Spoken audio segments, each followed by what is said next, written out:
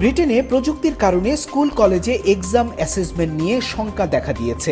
Smart glass আর ইয়ারপিসের কারণে এই শঙ্কা তৈরি হয়েছে, সাথে যুক্ত হয়েছে আর্টিফিশিয়াল ইন্টেলিজেন্সের নানামুখী ব্যবহার। ব্রিটেনের স্কুল কলেজে পরীক্ষা মূল্যায়ন যাচাইকারী প্রতিষ্ঠান অফকোয়ালের প্রধান নির্বাহী ইয়াম বাউখাম জানিয়েছেন, স্মার্ট গ্লাস আর ইয়ারপিসের কারণে ব্রিটেনের স্কুল কলেজে পরীক্ষায় নকল বেড়ে যাবার আশঙ্কা তৈরি হয়েছে। কারণ এখন স্মার্ট গ্লাসে লেন্সের ভেতরের দিকে লেখা দেখা যায় এবং তা শুধুমাত্র শিক্ষার্থীরাই দেখতে পায়, শিক্ষক বা ইনভিজিলেটররা নন। ফলে এক্সাম হলের নকল ধরা আরও চ্যালেঞ্জিং হয়ে উঠেছে।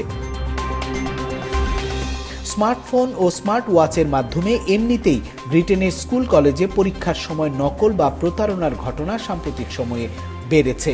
গেল সামারে জিসিএসই, এসএ এবং এ লেভেল পরীক্ষার সাথে সম্পর্কিত স্মার্টফোন ও স্মার্ট ডিভাইস ব্যবহার করে করা 2225টি নকলের ঘটনা এনলিস্টেড করা হয়েছে ব্রিটেনে। তার মধ্যে আবার স্মার্ট গ্লাস এবং ইয়ারপিসের মতো প্রযুক্তি পরীক্ষা পদ্ধতির মূল্যায়ন ব্যবস্থাকে আরও জটিল ও খারাপ করে তুলতে পারে, যা ইংল্যান্ডের স্কুল কলেজে শিক্ষাগত যোগ্যতার মূল্যায়ন ব্যবস্থাকে আরও দুর্বল করে দেবে।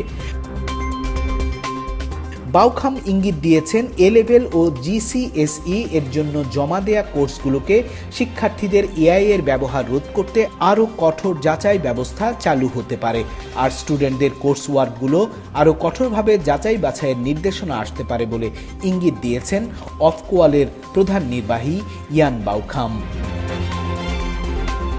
মাহবুব শারক, পলিটিকা নিউজ, লন্ডন।